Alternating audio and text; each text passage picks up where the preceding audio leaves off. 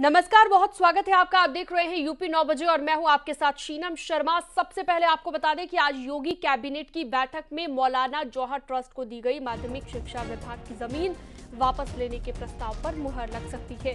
Trust की ओर से lease के लिए दी गई शर्तों का पालन नहीं किया गया, ऐसे में ये जमीन ट्रस्ट से वापस ली जाएगी। आपको बता दें कि एसपी सरकार में शर्तों की अनदेखी करके विद्यालय की जमीन को जौहर ट्रस्ट को मात्र 100 रुपए सालाना किराए पर दिया गया था। डीएम रामपुर की जांच रिपोर्ट पर मौजूदा सरकार ने अब इस जमीन को वापस माध्यमिक शिक्षा को वापस करने का फैसला किया गया है। ज्यादा जानकारी के लिए संकेत मिश्रा हमारे साथ जुड़ गए हैं। संकेत, बैठक में इस प्रस्ताव पर तो मुहर लगेगी और क्या कुछ महत्वपूर्ण आज यूपी कैबिनेट की बैठक में रह सकता है? योगी कैबिनेट की आज अहम बैठक है। लोक भवन में 11 बजे बैठक आयोजित की जाएगी और उसमें जो सबसे अहम प्रस्ताव है वो है आजम खां को एक बड़ा झटका लगने वाला है। दरअसल जौहर ट्रस्ट से जो जमीन माध्यमिक शिक्षा विभाग ने दी थी वो आज वापस हो सकती है। उस संबंध में प्रस्ताव आज की कैबिनेट बैठक में रखा जाएगा। तो जाहिर सी बात है कि आजम खां को एक और बड़ा झटका लगेगा। माध्यमिक शिक्षा विभाग से जुड़ा हुआ ये प्रस्ताव है।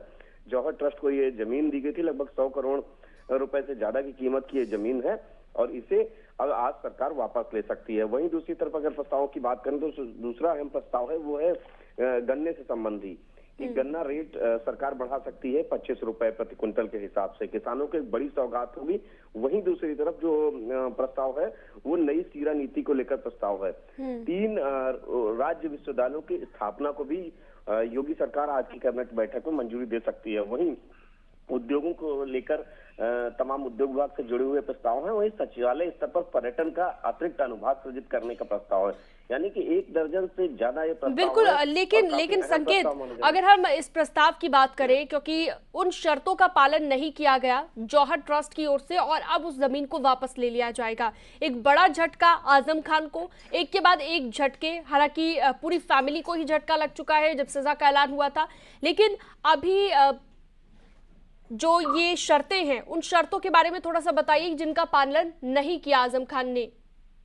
बिल्कुल, देखिए रामपुर का ये मामला है। रामपुर में मौलाना मोहम्मद अली जौहर ट्रस्ट है और माध्यमिक शिक्षा विभाग द्वारा लीज पर इस ट्रस्ट को जमीन दी गई थी।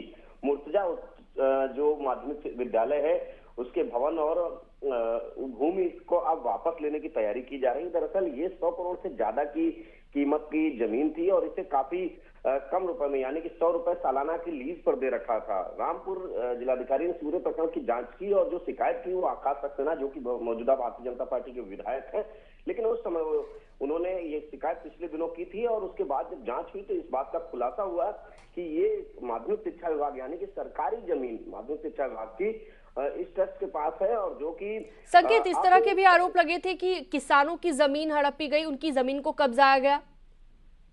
बिल्कुल, जाहिर सी बात है ये जो जमीन का मामला है ये माध्यमिक शिक्षा विभाग की जमीन है यानी कि शिक्षा विभाग। तो ऐसे में इस माध्यमिक शिक्षा विभाग की जो 100 करोड़ से ज्यादा की कीमत गलत तरह से दी गई, महज 100 रुपए लीज के पर दी गई। तो यही वो वजह है कि इस पूरे प्रकरण की जिलाधिकारी ने जांच की थी रामपुर के और जांच रिपोर्ट शासन को दी और आरोप सही पाए गए आकाश सक्सेना के।